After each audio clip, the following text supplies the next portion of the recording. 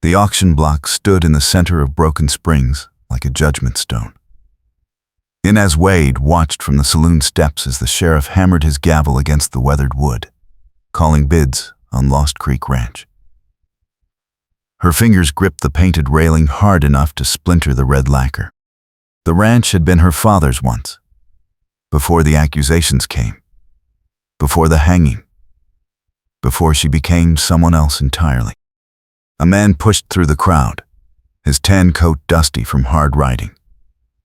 He moved like trouble, shoulders square, and eyes fixed on the auctioneer with the kind of focus that meant business. Inez recognized the walk before she saw his face. Jasper Pruitt, the horse trainer who had worked Lost Creek before everything fell apart. He had been gone 2 years, disappeared the same week her father died.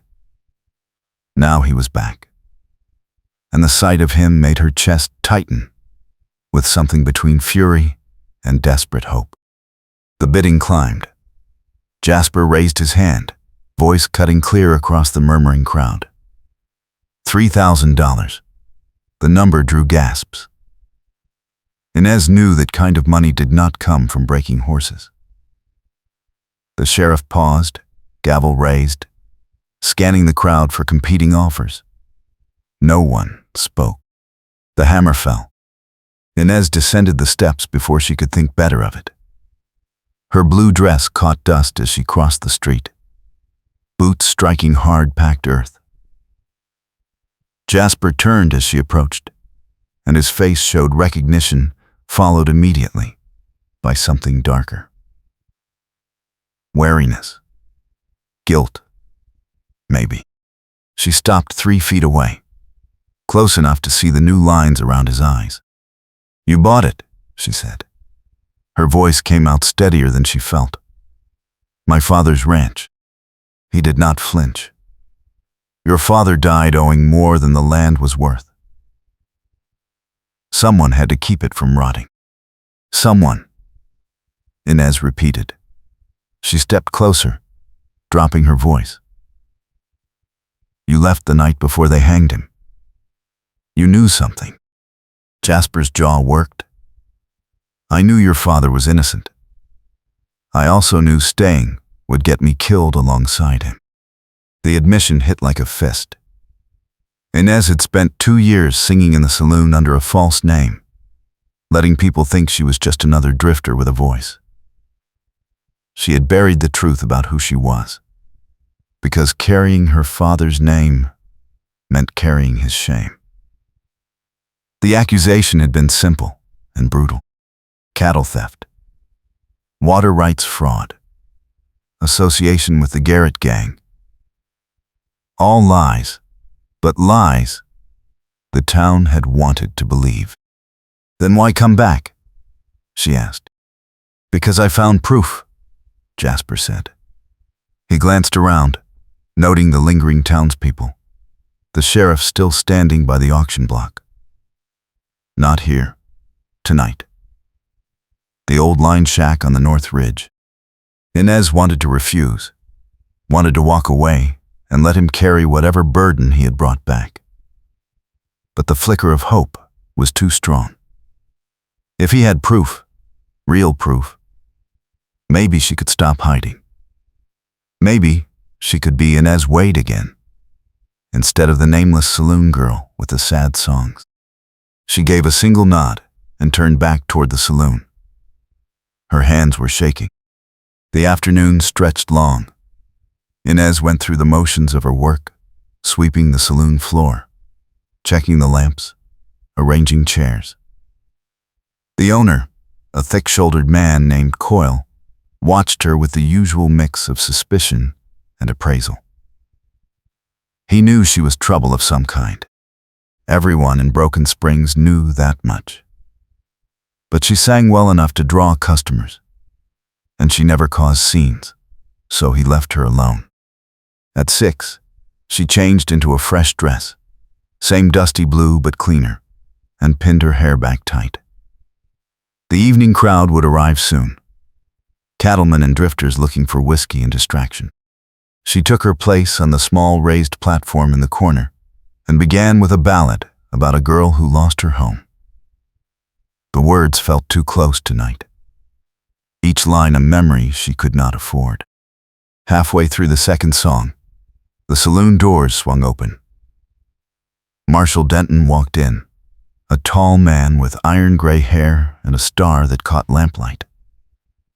He moved straight to the bar, spoke quietly to Coyle, then turned and scanned the room.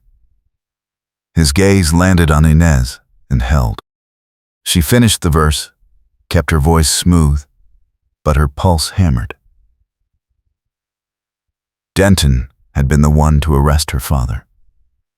He had testified in the trial, presented evidence that looked damning until you examined it close. Jasper had tried to speak up back then, tried to point out inconsistencies. But the town had wanted blood. The marshal waited until she stepped down from the platform, then intercepted her near the back hallway. "Miss," he said, voice low. "I need a word." Inez kept her face blank. "About what?" "About Jasper Pruitt. He is asking questions.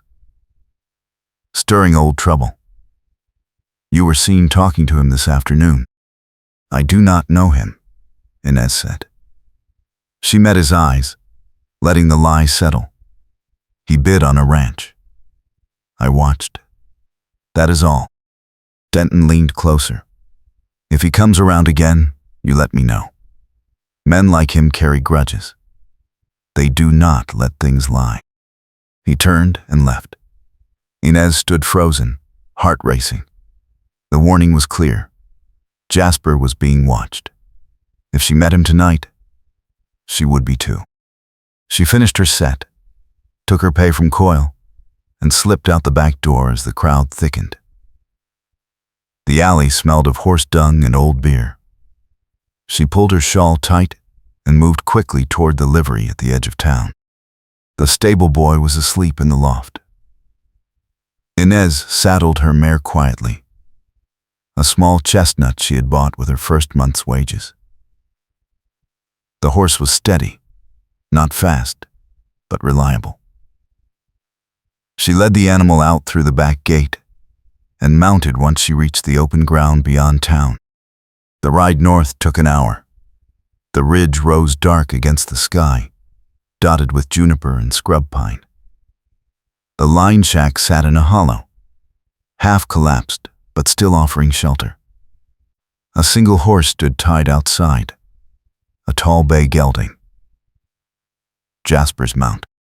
Inez dismounted and tied her mare beside it. The door hung crooked on leather hinges. She pushed it open and stepped inside. Jasper stood by a small fire he had built in the stone hearth. The flames threw shadows across his face, sharpening the angles. He looked up as she entered, and for a moment, neither of them spoke. "You came," he said finally. "You said you had proof." He reached into his coat and pulled out a folded bundle of papers, stained and creased from travel. "I tracked down the man who forged the bills of sale. He was dying. Lung fever. He confessed to me, told me who paid him. It is all here. Signed statement, names, dates." Inez took the papers with shaking hands. The firelight flickered over ink that looked official, legal. She recognized her father's name, saw the accusations listed, and then refuted line by line. The forger's confession named 2 men. One was dead. The other was Marshall Denton. Her breath stopped. "Why?" she whispered. "Water rights," Jasper said. "The Lost Creek runs year-round. Denton and his partner wanted it for their cattle operation. Your father would not sell. So they framed him, hanged him, and took the land through foreclosure." Inez felt the room tilt. She had known her father was innocent. But knowing and having proof were different things. This could clear his name.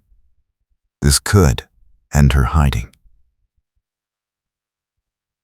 But it also meant facing the man who had destroyed her family. A man with a badge and the trust of the entire town. "What do you want from me?" she asked. Jasper's expression hardened. "I want to take this to the territorial judge in Silver City. But I need a witness. Someone who knew your father, who can testify to his character. Someone the judge will believe." "You mean you need me to admit who I am?" "Yes." The word hung between them. Inez had built her safety on anonymity. If she stepped forward, she would lose everything she had carefully constructed. But if she stayed silent, her father's name would stay buried under lies. She folded the papers and tucked them inside her shawl. "I will do it. But we leave tonight. Denton warned me about you. He knows you are here." Jasper nodded. "We ride at first light. It is 2 days to Silver City if we push hard." Inez turned toward the door, then stopped. "Why did you run?" she asked. 2 years ago. Why did you leave me alone?" The silence stretched. When Jasper spoke, his voice was rough. "Because I was a coward. I thought if I stayed quiet, they would let it go. By the time I realized they would not, your father was already convicted. I am sorry." The apology did not erase the abandonment, but it cracked something open. Inez met his eyes across the firelight. "You bought the ranch," she said. "You could have kept it." "I bought it for you," he said. "If this works, if we clear your father's name, the land goes back to his heir. That is you." The ride back to town was tense. They split at the edge of Broken Springs, Jasper heading to the boarding house, Inez returning her mare to the livery. She slipped into the saloon through the back and climbed the narrow stairs to her rented room above the bar. Sleep did not come. She lay on the thin mattress, staring at the ceiling, thinking about her father's face the last time she saw him. He had told her to run, to hide, to survive. She had obeyed. Now she had a chance to do more. At dawn, she packed a small canvas bag with a spare dress, a canteen, and the papers Jasper had given her. She left a note for Coyle saying she was leaving. No explanation. He would curse her, but he would find another singer. Broken Springs had no shortage of desperate women. Jasper met her at the livery as the sun broke over the eastern hills.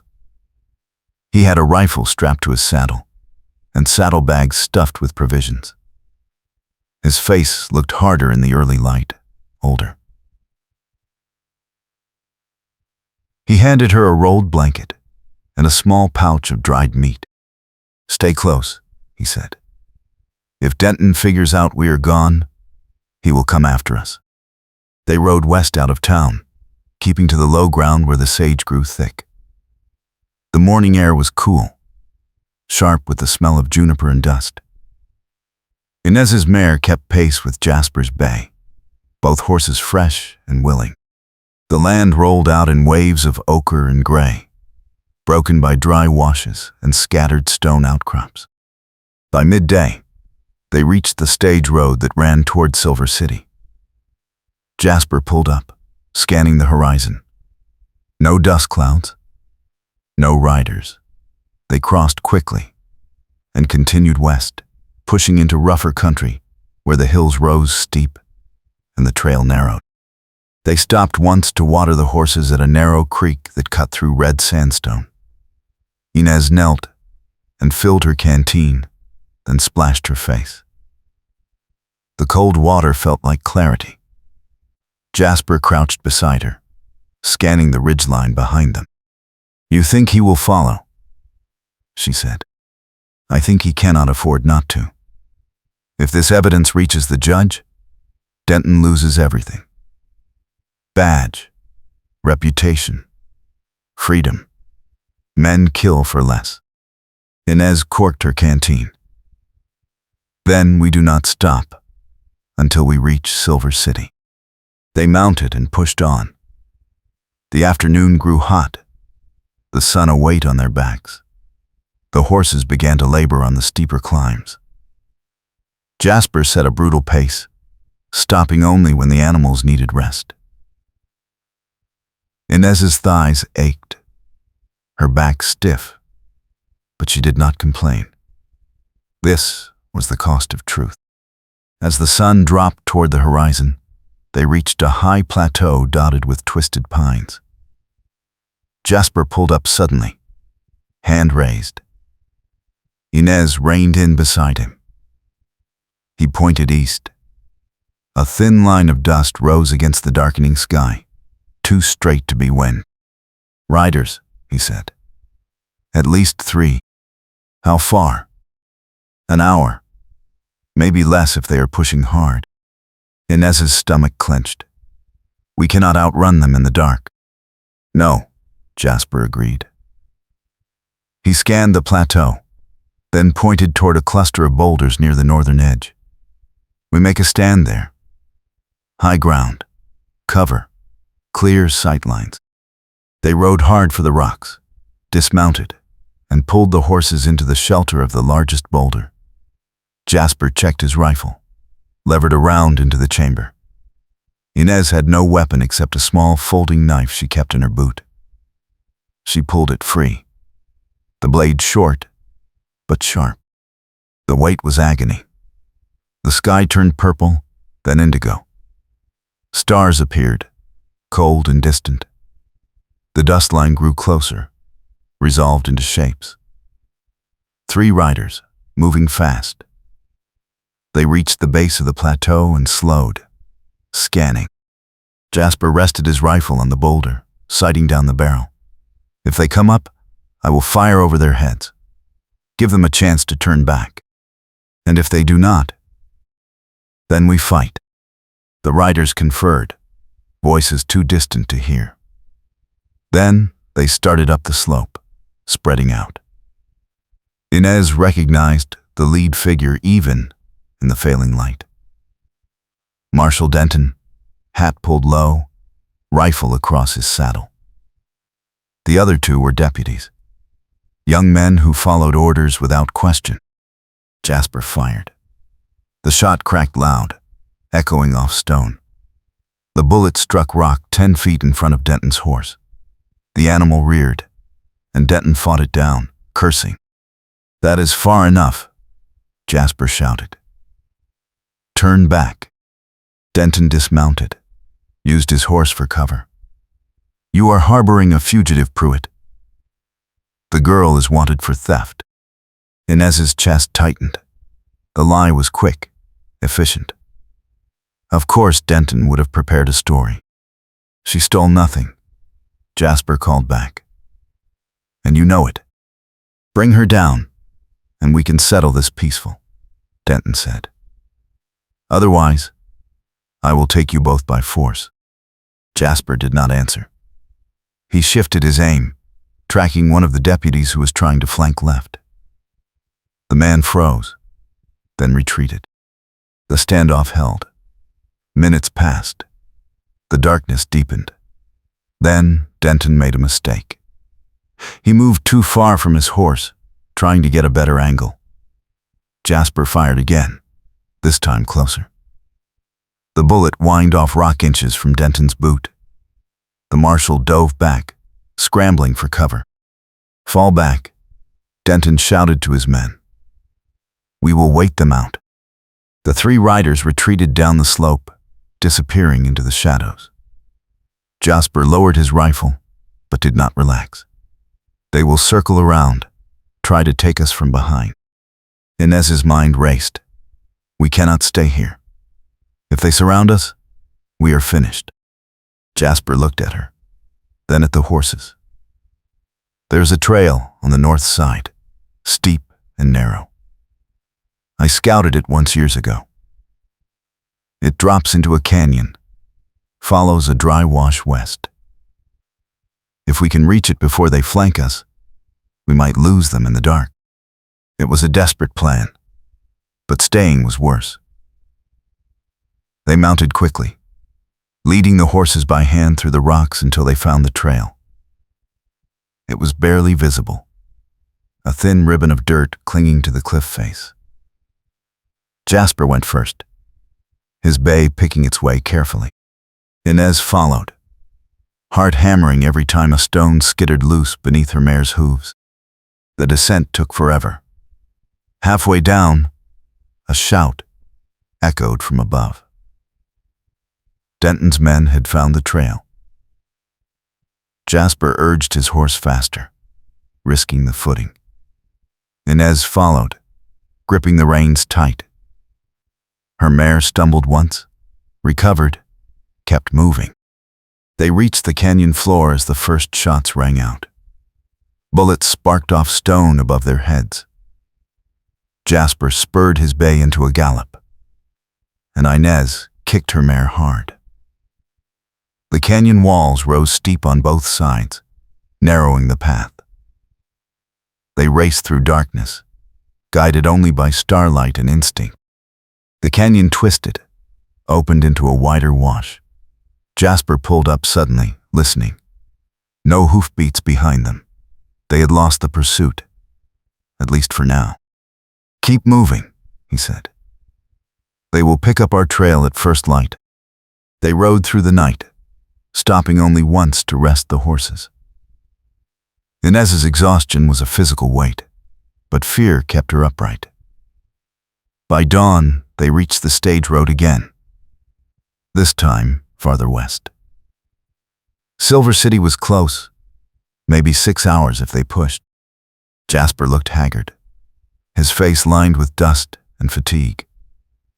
"You holding up?" he asked. Inez nodded. "I am fine. Let us finish this." They reached Silver City by mid-afternoon. The town was larger than Broken Springs, with brick buildings and a proper courthouse. Jasper led them straight to the territorial judge's office, a 2-story structure near the center of town. They tied their horses and climbed the steps, dusty and disheveled. The clerk, a thin man with spectacles, looked them over with disapproval. "The judge is in session. You will have to wait." "This cannot wait," Jasper said. He pulled the folded papers from his coat and set them on the desk. "Tell Judge Halloran it is about the Wade case. Murder, fraud, and corruption of a federal officer." The clerk's eyes widened. He disappeared into the back office. 5 minutes later, he returned and gestured them through.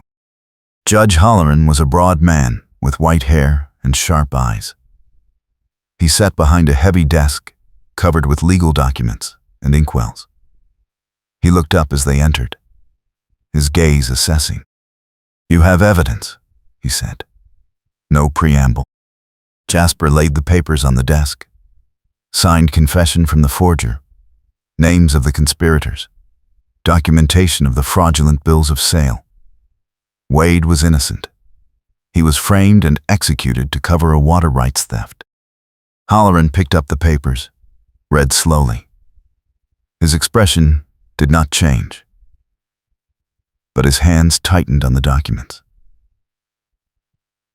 "Who is the girl?" he asked. Inez stepped forward. "I am Inez Wade, Thomas Wade's daughter. I can testify to my father's character and to the events surrounding his arrest." The judge studied her.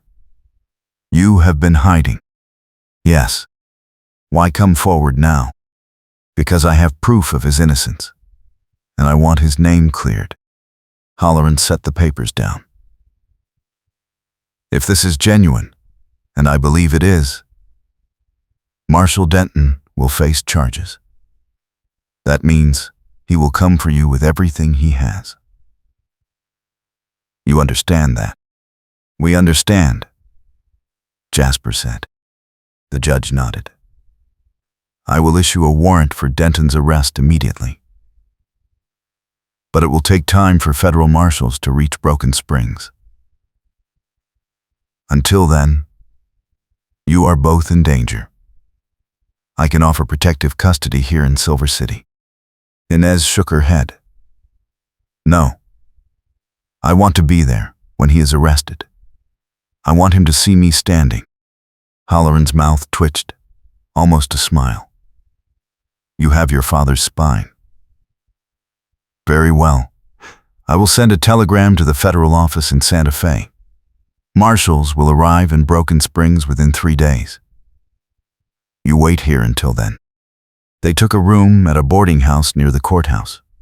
A clean space, with 2 narrow beds and a window overlooking the street. Jasper collapsed onto one bed fully clothed.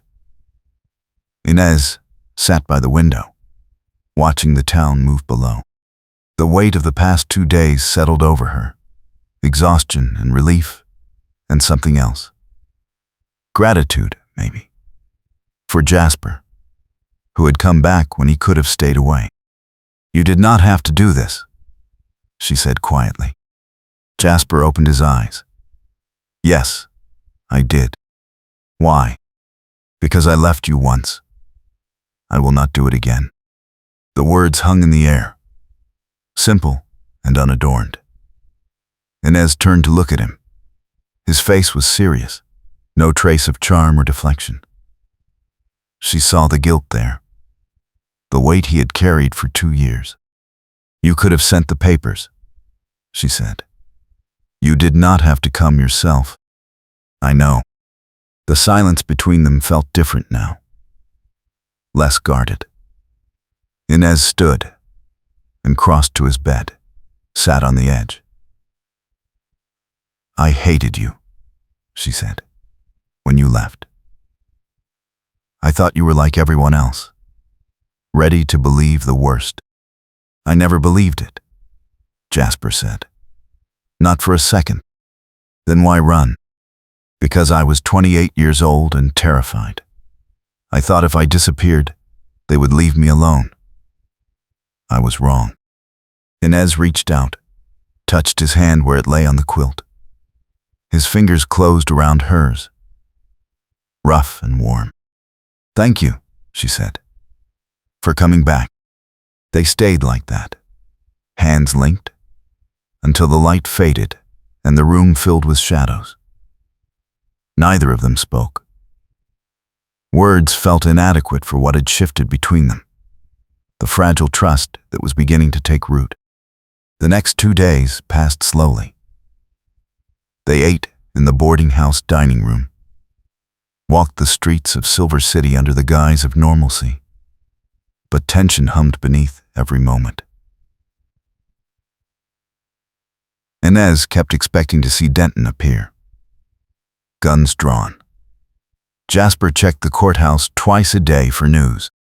On the 3rd morning, a telegram arrived. Federal marshals were en route to Broken Springs. Judge Halloran summoned them to his office and handed Inez a document, official and stamped. Exoneration, he said. Posthumous, but legal. Your father's name is cleared.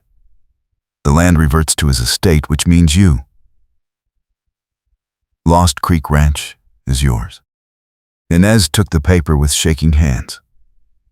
The words blurred. She had imagined this moment for 2 years, but the reality was overwhelming. Her father's name restored. Her inheritance returned. The life she had lost within reach again. What about Denton? Jasper asked. He will be arrested today. The marshals left Silver City an hour ago. By tonight, he will be in custody. They rode back to Broken Springs with the exoneration papers and an escort of 2 territorial deputies. The town appeared on the horizon at sunset, the false fronts gilded with fading light. Inez felt her chest tighten. She had left as a nobody, a nameless singer. She was returning as herself. The federal marshals had already arrived. They stood outside the jail, a cluster of hard-faced men with rifles and badges. Marshal Denton was inside, locked in his own cell. The irony was not lost on anyone. Inez dismounted and walked to the jail. One of the marshals stepped aside, letting her pass. She entered the dim interior, the smell of sweat and old coffee thick in the air. Denton sat on the cot in the far cell, head in his hands. He looked up as she approached. His face was gray, older. He recognized her immediately. "Inez what?" he said. "I should have known." "You should have let it go," Inez said. "My father was innocent. You knew it. You hanged him anyway." "He had what I needed," Denton said flatly. No remorse in his voice, just cold pragmatism. "In this country, water is power. I took it. And now, you lose everything," Inez said. She turned and walked out, leaving him to the silence of his cell. Outside, the town had gathered. Word had spread fast. Inez Wade was alive. Her father was innocent. The marshal was a fraud. People stared as she crossed the street toward the saloon. Some looked ashamed. Others merely curious. Coyle stood on the saloon steps, arms crossed. "You lied to me," he said. "I survived," Inez corrected. "There is a difference." She did not wait for his response. She walked past him, climbed the stairs to her room, and gathered her few belongings. When she came back down, Jasper was waiting by the door. He had the horses ready. "Where to?" he asked. "Home," Inez said. Lost Creek. They rode out of Broken Springs as the stars emerged, heading north toward the ranch. The land felt different now, no longer hostile, but familiar. Inez remembered riding this path with her father, checking fences, moving cattle, dreaming about the future. That future had been stolen, but now she had a chance to rebuild it. The ranch house appeared in the moonlight, weathered, but standing. Jasper had kept it from complete ruin during the months he owned it. The corrals were intact, the barn roof patched. It was not the home she remembered, but it was a start. They unsaddled the horses and turned them into the corral. The night was cool, the air sharp with sage. Inez stood by the fence, looking out at the dark expanse of her land. Jasper came to stand beside her. "What will you do now?" he asked. "Rebuild," Inez said. "Bring in cattle, hire hands. Make this place work again. You will need help." She looked at him. "Are you offering?" "I am," Jasper said. "If you will have me?" Inez felt the question behind the question. This was not just about the ranch. This was about trust, about choosing to let someone in after years of guarding herself alone. She thought about the past week, the way Jasper had stood beside her when it mattered, the way he had risked everything to bring her the truth. "I will have you," she said, "but not as a hired hand."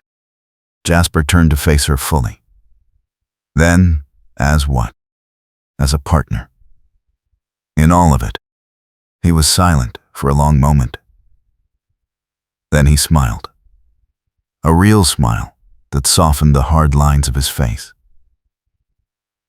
"I can work with that." They sealed the agreement with a handshake that lingered, then turned into something else.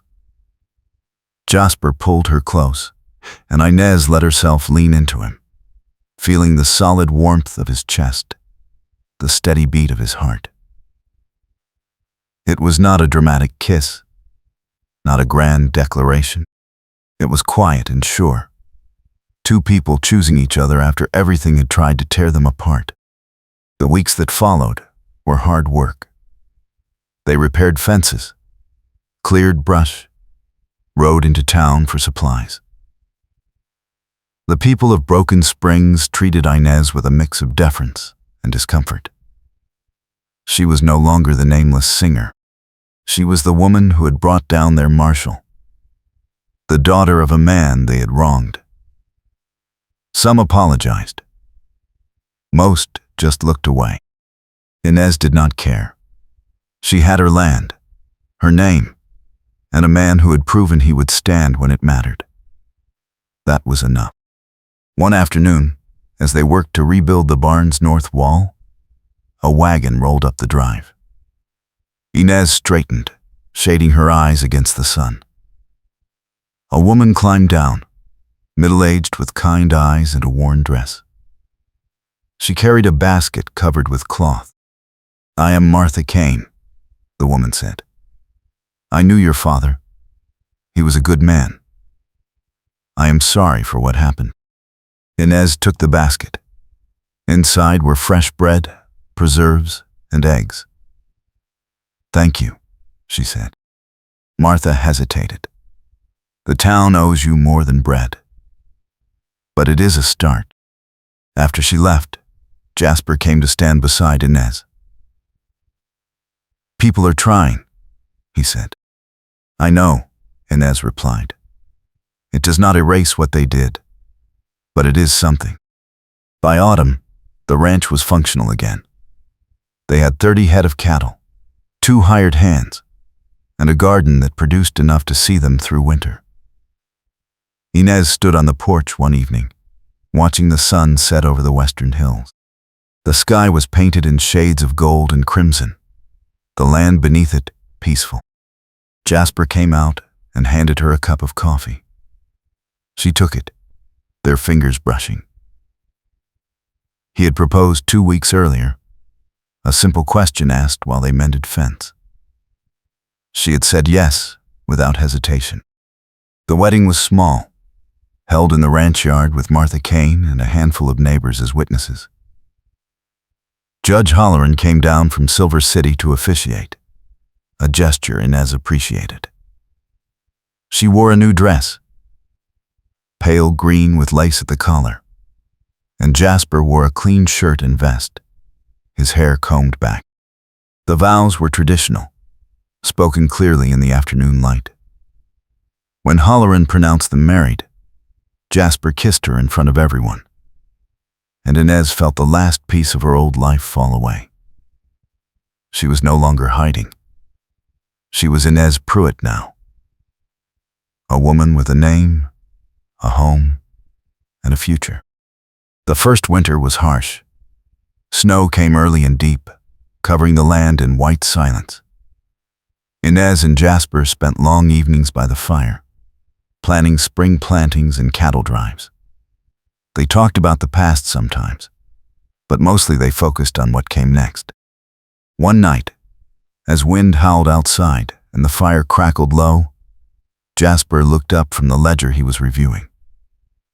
"Do you ever regret it?" he asked. "Giving up singing?" Inez set down her sewing.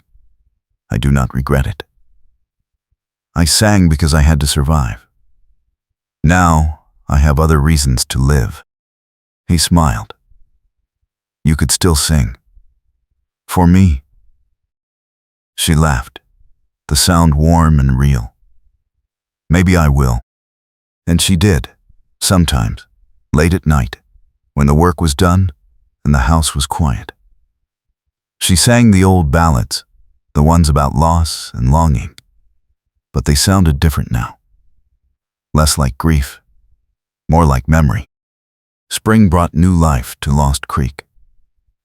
Calves were born, the garden sprouted green, and the creek ran high with snowmelt. Inez woke one morning to find Jasper already up, standing in the yard with his hat pushed back, surveying the land. She joined him, slipping her hand into his. "What are you thinking?" she asked. That we did it, he said. We took back what was stolen. We built something real. Inez leaned her head against his shoulder. We did. And we are not finished yet. They had plans. More cattle, a bigger herd, maybe horses again.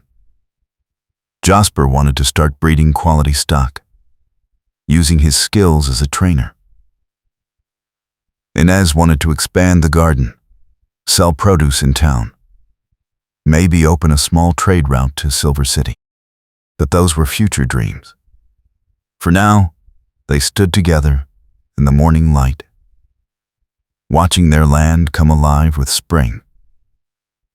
The past had scarred them both, but it had not broken them. They had chosen each other, chosen to fight, chosen to stay. Summer arrived with heat and long days. The cattle fattened on good grass. The hands they had hired proved reliable, and the ranch ran smoothly. Inez found herself settling into a rhythm she had never known before. Not just survival, but contentment.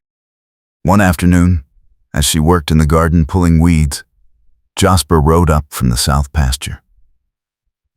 He dismounted and walked over, dust on his boots and hat. Cattle are looking good, he said. We should have a strong sale this fall. Inez straightened, wiping her hands on her apron. Good. We can use the money to expand the herd next spring. He grinned, always thinking ahead. Someone has to. He pulled her close, kissed her forehead. I am glad it is you. As the sun set that evening, they sat on the porch together, watching the sky turn colors. The land stretched out before them, vast and open and theirs. Inez thought about her father, about the life he had wanted for her. This was not the same path, but it was a good one. Jasper reached over and took her hand. You happy? He asked. Yes, Inez said. I am. And she meant it. The fight had been hard, the road brutal, but they had come through it together. They had earned this peace, this life, this love. It was not perfect, but it was real. The seasons turned. Fall brought the cattle drive, a successful sale, and enough money to see them through winter with a comfortable margin. Winter came again, softer this time, and they weathered it with the confidence of people who knew their land. By the second spring, Inez knew she was pregnant. She told Jasper one morning as they stood by the corral, and his face split into a grin so wide it looked painful. He swept her up, laughing, and spun her once, before setting her gently down. A baby, he said, voice full of wonder. We are having a baby. Yes, Inez said. We are. They prepared through the summer, building a cradle, sewing blankets, making plans. The baby came in October, a girl with dark hair and her father's eyes. They named her Rose, after Inez's mother. Inez held her daughter in the rocking chair by the fire, Jasper sitting on the floor beside them, one hand resting on the chair arm. The house was quiet, warm, filled with the kind of peace Inez had once thought impossible. She is perfect, Jasper whispered. She is, Inez agreed. Rose opened her eyes, dark and curious, and Inez felt her heart expand. This was the future her father had wanted for her. Safety, love, a home that could not be taken away. She had fought for it, bled for it, and now she held it in her arms. The years that followed were not without challenges. Drought came one summer, testing their water rights and their resolve. A harsh winter nearly decimated the herd. But they faced each trial together, adapting, learning, growing stronger. Rose grew into a bright, curious child who loved the horses and followed her father everywhere. Inez taught her to read using her father's old books, saved from the ranch house attic. Jasper taught her to ride, to recognize good stock, to move through the world with confidence. One evening, when Rose was 5, she asked about the past. "Why did Grandpa die?" she said, her voice small. Inez and Jasper exchanged a glance. They had known this question would come. Inez knelt beside her daughter and chose her words carefully. "Your grandpa was a good man," she said. "Some people lied about him because they wanted what he had. But we proved he was innocent. We cleared his name. That is why we have this ranch. That is why you have a home." Rose considered this. Did the bad people go to jail? Yes, they did.